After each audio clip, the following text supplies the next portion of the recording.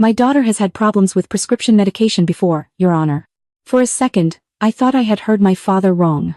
Michael Bennett sat in the witness chair less than 20 feet away from me, one hand resting beside the Bible he'd just sworn on. He was 63. Gray at the temples. Dark suit. Calm voice. Nothing about him looked like a man who was destroying his own daughter. My attorney, Thomas Reed, leaned closer. Rachel. Don't react. I barely heard him. Across the courtroom, my sister, Jessica, stared at the table. She was 40, 4 years older than me. Her husband, David, sat beside her. Jessica was the one contesting our grandmother's will. But Dad was the one telling the judge I couldn't be trusted. Jessica's attorney stepped closer to the witness stand.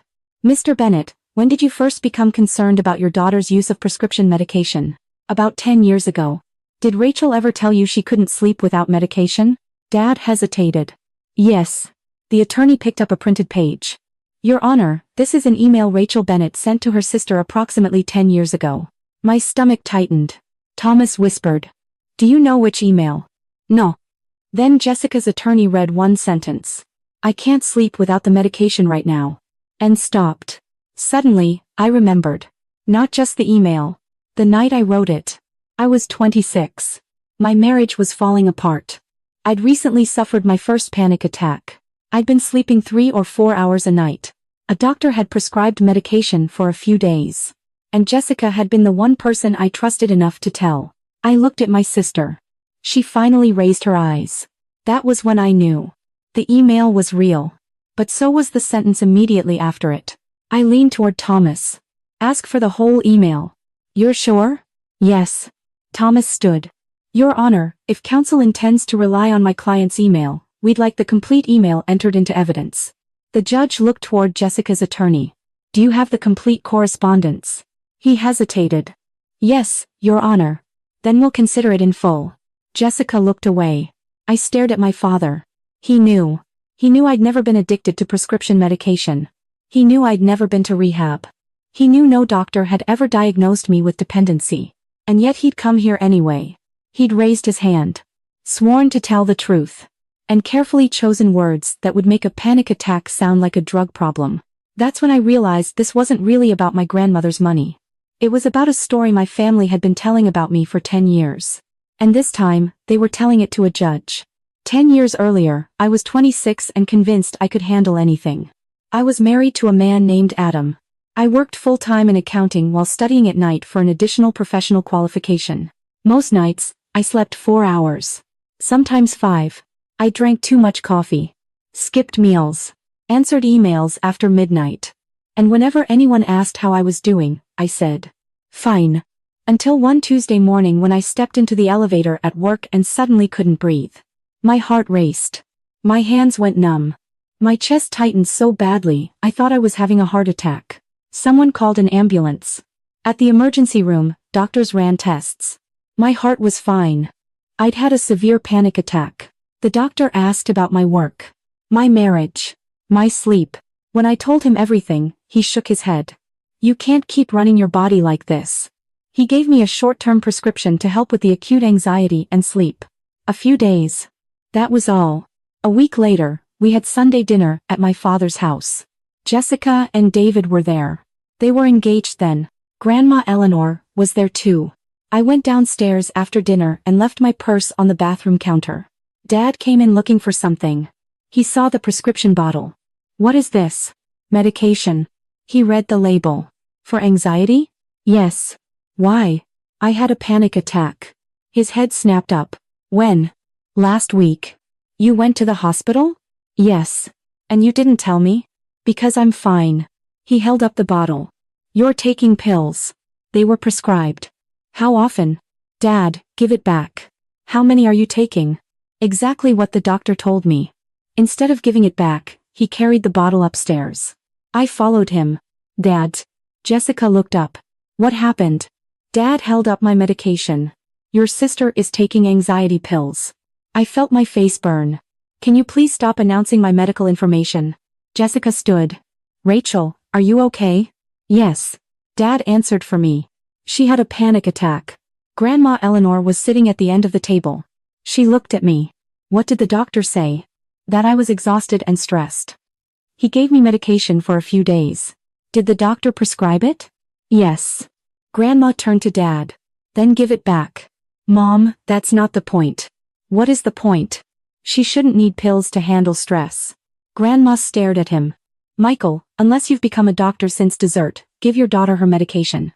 David looked down to hide a smile. Dad handed me the bottle. But he didn't forget. Over the following months, his concern became something else. At Thanksgiving, I heard him tell my aunt. Rachel's been struggling. At Christmas, we're keeping an eye on her. Then, she went through a period where she depended on medication. That wasn't true. But it was close enough to the truth that arguing only made me look defensive. Jessica defended me back then. One evening, she called. Dad needs to stop talking about your medication. Tell him that. I did. Did he listen? You know, Dad. I laughed. Back then, Jessica and I were close. She helped me choose my wedding dress. I helped David choose her engagement ring. When my marriage started falling apart, Jessica was the person I called. Adam wasn't a bad man. Neither of us cheated. We had simply married before we understood what we wanted. We tried counseling. Eventually, we accepted what neither of us wanted to say. The marriage wasn't working. One night, after another therapy session, Adam looked at me. Are we trying to save this because we still want it? I didn't answer. He continued. Or because we're afraid of admitting we failed. That was the end. We separated. Dad saw it as proof that something was wrong with me. You gave up. We both agreed. Marriage takes work. We worked at it. Not enough. Dad. You've had one crisis after another. One panic attack and a divorce. Exactly. I stared at him. They're not connected. To you. I stopped arguing. Then I discovered the education fund. My grandparents had put aside money for Jessica and me years earlier. When I decided to finish my professional qualification, I asked Dad about mine. Almost all of it was gone. Where's the money? We had family expenses. What expenses? It doesn't matter. It was my education fund. You already have a degree. That isn't the point. Dad became irritated. Rachel, Jessica and David needed help. I froze. With what? He wouldn't tell me. Grandma did. 2 weeks later, she called me to her house. Bank statements were spread across the kitchen table. Part of my education money had helped pay for Jessica and David's wedding. Another amount had gone into David's new business. I stared at the numbers. Jessica's wedding had been beautiful. I'd stood beside her and cried when she said her vows. I hadn't known some of it was paid for with money intended for me. Did Jessica know? Grandma shook her head. I don't know. I called my sister. She sounded genuinely horrified. Rachel, I swear I didn't know. Dad said you needed help. I knew he contributed to the wedding. I didn't know where it came from. And David's business? Dad told us he was investing. She started crying. I'll pay you back. No. Rachel, you didn't take it. But I benefited from it. You didn't know. She offered again. I refused again. That's the Jessica I remembered. The sister who felt guilty over money she hadn't even known was mine. Grandma offered to replace it too. I refused. Instead, when Adam and I separated, she gave me something else. A room. Stay here until you figure yourself out. I don't need rescuing. Good, because I'm not rescuing you. I moved in. I stayed almost a year. Grandma didn't treat me like someone who had fallen apart. She treated me like someone who needed to get moving. Every morning at 7, she'd knock on my door. Rachel. I'm awake. No, you're lying. It's Saturday. Saturday isn't a medical condition. I finished my qualification. Found a better job. Saved money. Eventually moved into my own apartment. Later, I bought a small condo. Jessica helped me move. We sat on the floor drinking cheap champagne. She had 2 children by then. Lily and Noah. Her life looked nothing like mine. She had a husband, children, a large house. I had a condo, a career and a divorce behind me. But we were still sisters. I babysat her children. She came over for dinner. We talked on the phone. We argued. We apologized. There was no feud. The trouble started years later, when Grandma got older. Eleanor remained independent, but paperwork became harder. Because I worked in accounting, she started asking me for help. Tax notices. Insurance. Investment statements. Bills. At first, Jessica joked about it. Grandma's personal accountant. Want the job? No, thanks. But gradually, the jokes stopped sounding like jokes. One Christmas, Grandma handed me a letter from her investment advisor. Explain this. Jessica was sitting nearby. I can help. Grandma shook her head. Rachel understands this stuff. Jessica smiled. Of course she does. Later, she asked me. Does Grandma show you all her finances? No. How much? I don't know. You don't know. Jess, I don't keep a spreadsheet of Grandma's questions. She didn't laugh. A few months later, Jessica arrived while Grandma and I were sorting insurance documents. What are you doing? Grandma answered. Rachel already handled it. Jessica went quiet. Then. Right. I didn't think much of it. I should have. Because while Grandma was increasingly relying on me for practical things, Jessica's life was becoming less stable. David's business was struggling. Badly. He had borrowed money. Then borrowed more. They refinanced their house. From the outside, nothing changed. Same home, same cars, same family photographs. But behind the front door, they were drowning. Jessica didn't tell me. Instead, she started asking Grandma questions. Are you keeping the house? Have you updated your will? What happens to your investments? Grandma answered at first. Later, she stopped. One afternoon, Jessica called me. Did Grandma tell you what she's doing with the house? No. She didn't? No. I thought she told you everything. She doesn't. You handle her finances. I help her understand paperwork. What's the difference? A big one. Jessica went quiet. Then. Never mind. A few weeks later, Grandma and I were drinking coffee in her kitchen. She said, Your sister thinks I love you more. I nearly dropped my cup. What? She hasn't said it directly. Then how do you know? I'm old, Rachel. Not stupid. She loves you. I know. And you love her. Of course.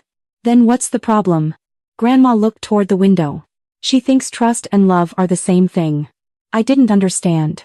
She sees me asking you about money and paperwork, and she thinks I'm choosing you. Tell her that's ridiculous.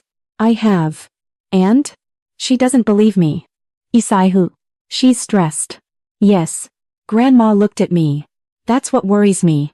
Not long afterward, Grandma tried to discuss her will with me. I need to tell you something. If it's about your will, I don't want to know. She frowned. Why? Because you're alive. I won't be forever. I know. Then we should talk about it. You should talk to your lawyer. I have. Good. She stared at me. You really don't want to know? No. Why? I reached across the table. Because I want whatever time you have left. Whatever happens to your money afterward is your decision. Grandma said nothing for a moment. Then, what if I leave everything to a cat sanctuary? You don't have a cat. That wasn't the question. Then I'll be very offended on behalf of dogs. She laughed. I didn't know she would later remember that conversation almost word for word. Around the same time, Jessica called me with a strange question. Do you still take anything for anxiety? No. Nothing? No. What about sleep? Jessica, that was almost 10 years ago. I know. Why are you asking? No reason. Then she said. I remember you emailed me, saying you couldn't sleep without the medication. For a few nights. So you remember that email? Yes. Okay. Something about the question bothered me. But Grandma's health was declining, work was busy, and I let it go. Then Grandma became seriously ill. Jessica and I both helped. I drove her to weekday appointments. Jessica brought groceries and meals. Lily and Noah visited. Grandma adored them. One afternoon, I arrived at her house and heard Jessica in the kitchen. I'm not asking for myself, Jessica said. Grandma answered. Then who are you asking for? The children. The children are fine. You don't know what's happening. Then tell me. There was a long silence. Finally, Jessica said. David's business is in trouble. Grandma didn't answer. We might lose the house. I'm sorry. I don't want Lily and Noah to lose everything. Grandma's voice softened. Losing a house isn't losing everything. That's easy for you to say. Jessica. I didn't mean it like that. Yes, you did. I quietly backed away. I never told Jessica I'd heard. A few weeks later, Grandma asked me to drive her to her attorney's office. I dropped her off. Waited at a coffee shop. Picked her up afterward. I never asked what she'd done. 6 weeks later, Eleanor died. The night before, I sat beside her bed. She held my hand. Don't let money tell you who your family is. I smiled. That sounds ominous. I'm serious. Why? Because people become very honest when they think something belongs to them. I kissed her forehead. Get some sleep. As I stood, she squeezed my hand again. Rachel. What? Being loved and being trusted aren't always the same thing. I thought she was talking about Dad. I was wrong. She died before sunrise. Jessica called me. She could barely speak. I drove straight to her house. When she opened the door, she collapsed into my arms. We cried together. That's one of the memories I held on to later. Because whatever Jessica eventually did, I knew her grief that morning was real. She loved Grandma. A week after the funeral, Eleanor's attorney gathered us together. Dad. Jessica. David. Me. Grandma's estate was larger than I'd expected. Her home. Savings. Investments. Several charitable gifts. An inheritance for Dad. Education trusts for Lily and Noah. A direct inheritance for Jessica. Then, 65% of the remaining estate to Rachel Bennett. I stared at the attorney. I'm sorry. He repeated it. Jessica went completely still. Dad stood. That can't be right. It is. Jessica looked at me. You knew. No. You drove her here. To the lawyer? Yes. I waited at a coffee shop. You handled her finances. I helped with paperwork. You took her to appointments. So? She trusted you with everything. Jessica, I didn't know. She started crying. I knew it. Knew what? That she chose you. She didn't choose me over you. 65%, Rachel. That's money. It isn't love. Easy for you to say. Dad stepped in. Rachel, give your sister half. I turned toward him. What? You don't need that much. There it was again. Jessica needs it. Rachel doesn't. Grandma made her decision. She didn't know Jessica's situation.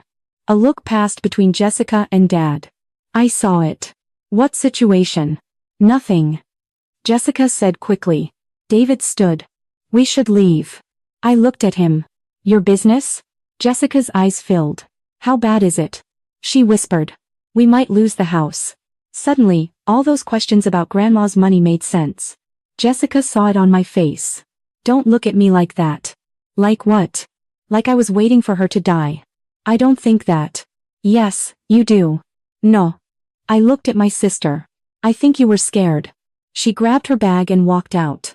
3 days later, Dad came to my condo. Give her half. No. She has children. Grandma provided for them. She has a mortgage. So do millions of people. You have a career. So does Jessica. David's business is collapsing. That doesn't make Grandma's money theirs. Dad stared at me. Your grandmother wasn't thinking clearly. I felt something change inside me. Be careful. You were with her constantly. No, I wasn't. You handled her finances. No. I helped her with paperwork. You drove her to the lawyer. I waited outside. She depended on you. Dad. He stopped. Do you actually believe I manipulated Grandma? He didn't answer. That silence was the beginning of the court case. Jessica formally contested the will. Her argument was undue influence. She claimed Grandma had become overly dependent on me. But the evidence wasn't strong. Grandma's doctors confirmed she was mentally competent. Her attorney confirmed she met with him privately. I had never been present while the will was prepared. Then Jessica produced my old emergency room record. The record was real. Panic attack. Acute anxiety. Short-term prescription medication. Follow-up recommended. I called her immediately. Why do you have my medical record? Dad had a copy. Why are you using it? It's relevant. To a will written 10 years later. You had mental health issues. A panic attack. You were unstable. I went silent. Jessica immediately softened. I didn't mean. Yes, you did. You were going through a difficult period. And? Your marriage ended. What does my divorce have to do with Grandma's will? You depended on her. She let me stay with her after my divorce. Exactly. 10 years ago. Jessica Saihu. You don't understand how this looks. No. Yes. I felt my hands shaking. I understand exactly how you're trying to make it look. Then I learned about the email. The email I'd sent Jessica when I was 26. One sentence had been highlighted. I can't sleep without the medication right now. But when Thomas obtained the entire message, I read the rest. I can't sleep without the medication right now. The doctor said only take it for a few days until my sleep settles down, so I'm trying not to panic about it.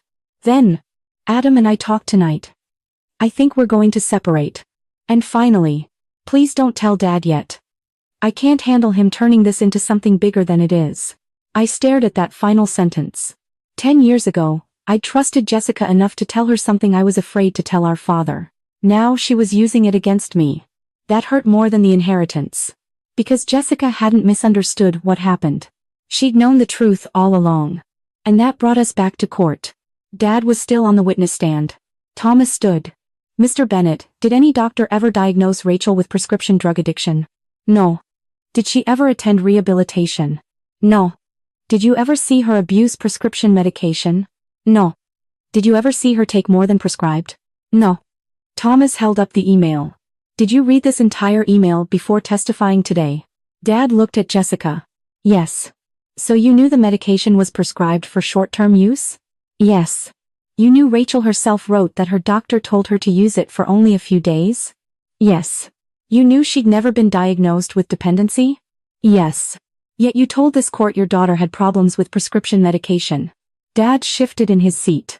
I was concerned. Based on what? The medication. Medication prescribed by a doctor? Yes. For a few days? Yes. 10 years ago? Dad didn't answer. Thomas waited. Finally. Yes. Then Jessica took the witness stand. Thomas didn't raise his voice. He didn't need to.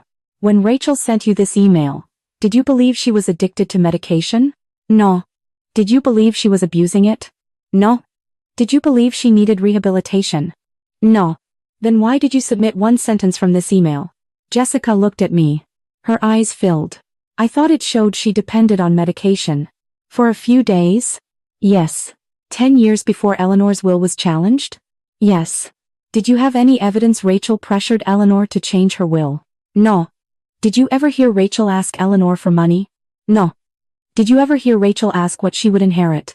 No. Did you have evidence Rachel knew the contents of the will? No. Thomas paused. Then why are we here? Jessica started crying. I thought Grandma chose her. Thomas waited. Jessica continued. She trusted Rachel with everything. That's not the same as being influenced. I know. Do you? Jessica looked toward me. I thought Grandma loved her more. There it was. The real reason. Not addiction. Not mental instability. Not undue influence. A granddaughter who had spent years believing she came second. Jessica wiped her face. I was there for Grandma too. I brought the children. I brought groceries, I called. I helped. Her voice broke. But every time I tried to do something, it was always Rachel already handled it. I wanted to say something. I didn't. Jessica continued. Rachel already knows. Rachel already took care of it. Ask Rachel. After a while, I stopped feeling like Grandma needed me. For the first time, I understood what Jessica had been carrying. It didn't excuse what she'd done. But I understood it. Then, Thomas asked. Was David's business failing when Eleanor died? Jessica closed her eyes. Yes. Were you at risk of losing your house? Yes. Did that affect your decision to contest the will? A long silence. Yes. Were you trying to steal from Rachel? No. Then what did you believe you were doing? Jessica looked at me. I thought I was correcting something unfair. That hurt more than I expected. Because Jessica hadn't thought of herself as betraying me. She thought she was fixing Grandma's mistake. The judge called a recess. Jessica followed me into the hallway. Rachel. I kept walking. Please. I stopped. What? I didn't want it to become this. You filed the challenge. I know. You gave them my medical record. I know. And you gave them an email I wrote to you when my marriage was falling apart. She started crying. I was scared. So was I, when I wrote it. I thought Grandma had chosen you. She didn't. She trusted you with everything. That doesn't mean she loved you less. It felt like it. I stared at my sister. Maybe she did trust me more. Jessica flinched. Thank you. But trust isn't love. How would you know? I remembered Grandma's words. Then I said something I hadn't planned to say. Maybe because I never asked her for anything. Jessica went still. You think I was waiting for her money? No. You do. I think you were terrified of losing your house. My children could have lost everything. No. She looked at me. Losing a house isn't losing everything. Jessica stared at me. Her face changed. She said that. Who? Grandma. Neither of us spoke. Then Jessica whispered. I thought I was protecting my children. I looked at her. By destroying your sister? She covered her face. I didn't think of it that way. That doesn't make it better. Rachel? You didn't need to hate me, Jess. My voice broke. You just needed the money more than you loved me. I walked away. When the hearing resumed, Grandma's attorney stood. Eleanor had left a letter. She'd instructed him to open it only if someone formally challenged her estate plan. He unfolded 3 pages. My dear Rachel and Jessica, if this letter is being read, then something I hoped would never happen has happened. Money has made one or both of you question whether I loved you equally. I did. Jessica began crying. Then came the sentence I would never forget. I loved my granddaughters equally. But love and trust are not the same thing. Grandma wrote about Jessica first. About the groceries she brought. The phone calls. Lily and Noah's visits. The birthdays. The holidays. Jessica was a loving granddaughter, and I never doubted her love for me. Jessica covered her mouth. Grandma had seen everything she'd done. She hadn't forgotten her. She hadn't loved her less. Then the letter changed. As I grew older, our conversations changed. Grandma described Jessica's questions about the house. The investments. The will. What would happen after she died? I understood why Jessica was afraid. I knew more about David's financial problems than either of them realized. Jessica looked up. Grandma had known. Then came another surprise. The trusts Grandma created for Lily and Noah were substantial. She had made sure both children's future education was protected. Jessica whispered. She knew? The attorney continued. I did not tell Jessica because I wanted her to understand that her children's future did not depend on the size of her inheritance. Jessica broke down. She'd convinced herself she had to fight for her children. Grandma had already protected them. Then came my part. Rachel never asked what she would receive. Grandma described the afternoon she'd tried to discuss her will with me. She quoted me. I want whatever time you have left. Whatever happens to your money afterward is your decision. I'd forgotten saying it. She hadn't. Then. I originally intended to divide most of my estate more evenly. Jessica looked up. That mattered. Grandma hadn't always intended to leave me 65%. She hadn't favored me since childhood. Her decision had changed. I changed my estate plan not because I loved Rachel more and not because I loved Jessica less. The room was silent. I changed it because Rachel consistently showed me that she could separate love from money. Then came the line that broke my sister. Jessica kept asking what I would leave behind. Rachel kept asking how much time I had left. Jessica lowered her head. Grandma ended with, love is not measured in percentages. The challenge to the will failed. There was no arrest. No fake medical record. No dramatic crime. Just something more ordinary. And, in some ways, more painful. My family had taken true pieces of my past and arranged them carefully enough to create a false version of me. Grandma's will stood. I remained executor. I received what Eleanor had left me. But I didn't feel like I'd won. 4 months later, Jessica sent me a message. Can we talk? I ignored it. A week later, she tried again. I'm not asking you to forgive me. I just want to apologize without lawyers in the room. I agreed. 30 minutes. A coffee shop. Jessica arrived before me. She looked tired. No perfect hair. No expensive handbag. David's business had closed. They'd sold the house and moved into a rental. She stared at her coffee. I thought Grandma loved you more. I sat quietly. I know how childish that sounds. It doesn't. She looked up. It sounds human. Her eyes filled. But it doesn't make what you did okay. I know. You knew I wasn't addicted. Yes. You knew the medication was prescribed. Yes. You knew exactly what that email meant. Yes. Then why? Jessica stared at the table. Because I needed the story to be true. That answer hurt. But at least it was honest. If you were unstable, she continued, then maybe Grandma hadn't really chosen you. And if she hadn't chosen me, then she hadn't rejected me. There it was. The truth. Not money. Rejection. I said. She didn't reject you. I know that now. Do you? Jessica nodded. She said it in the letter. Grandma talked about Lily and Noah constantly. Jessica's eyes filled again.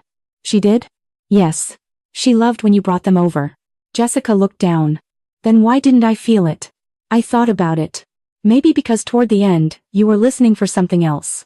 She understood. The will. The house. The money. Jessica whispered. I was terrified. Why didn't you tell me how bad things were? Because I was embarrassed. Of me? Of myself. She laughed sadly. I was supposed to be the successful sister. I stared at her. What?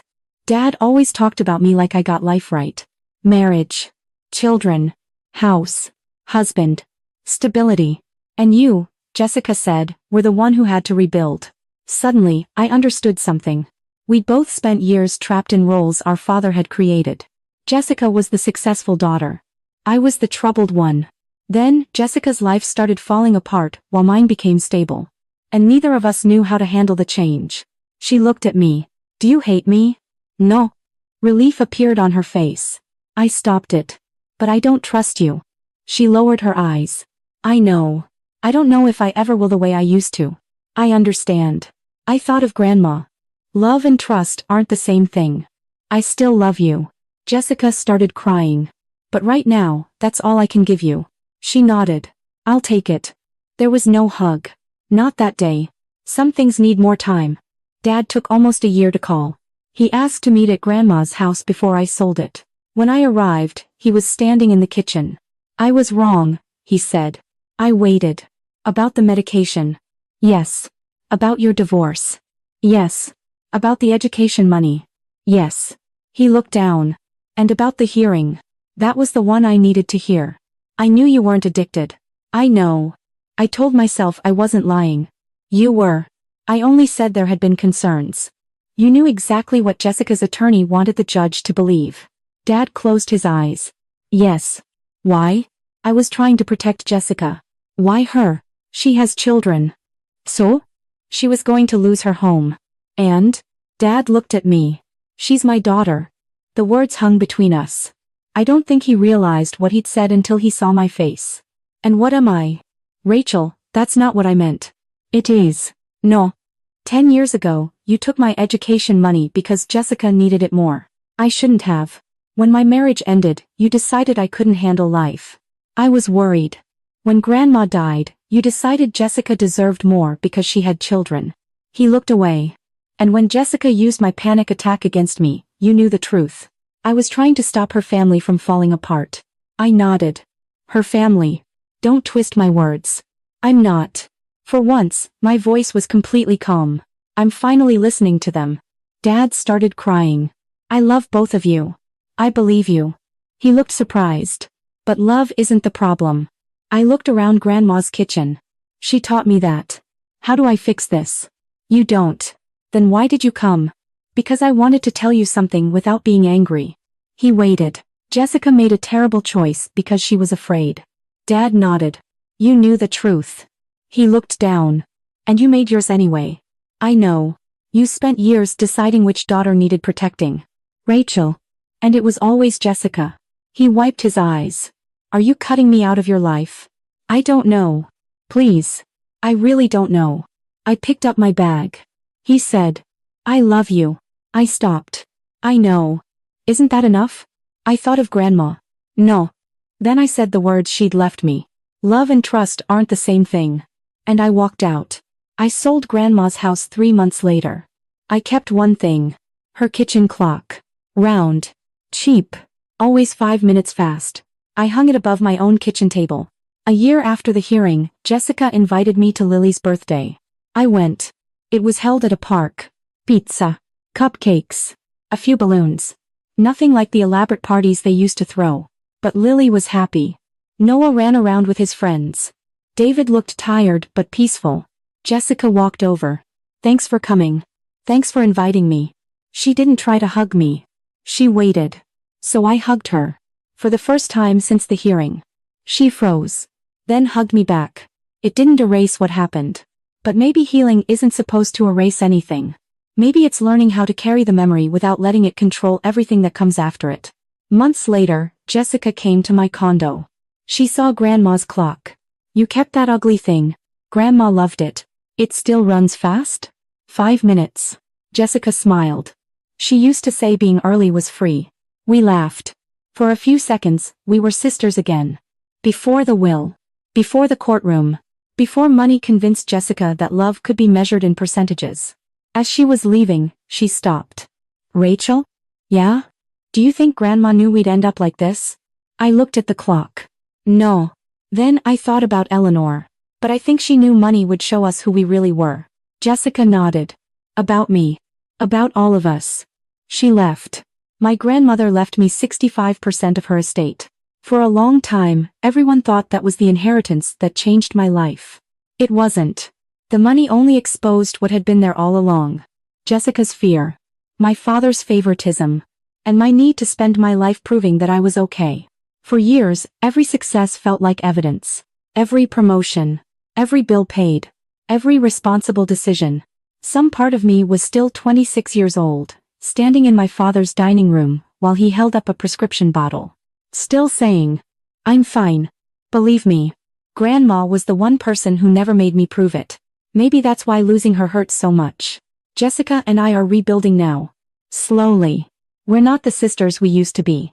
Maybe we never will be. But we have coffee. Birthdays. Occasional dinners. She calls me when Lily does something she's proud of. I call when Noah gets into trouble. We're learning each other again. More carefully this time. Dad and I aren't there yet. We exchange birthday messages. Christmas messages. Sometimes he asks me to dinner. Sometimes I say no.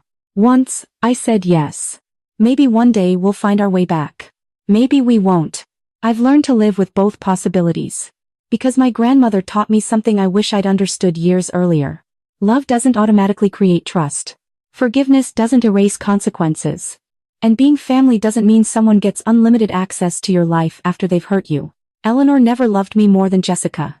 Jessica finally understands that. But Grandma did trust me differently. And now I understand why. She didn't trust me because I was the better granddaughter. She trusted me because when she talked about dying, I wasn't thinking about what I would get. I was thinking about losing her.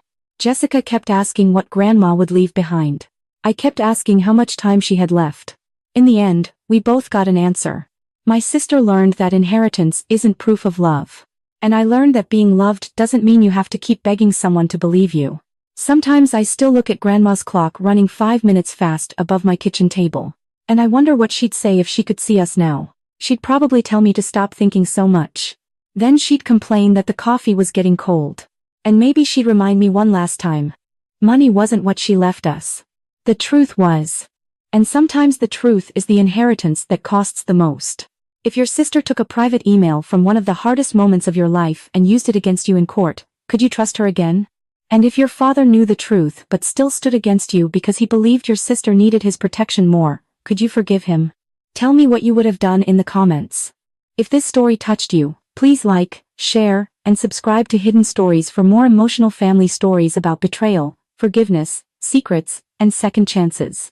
Sometimes forgiveness opens the door. But trust decides how far that door opens. Thank you for watching, and I'll see you in the next story.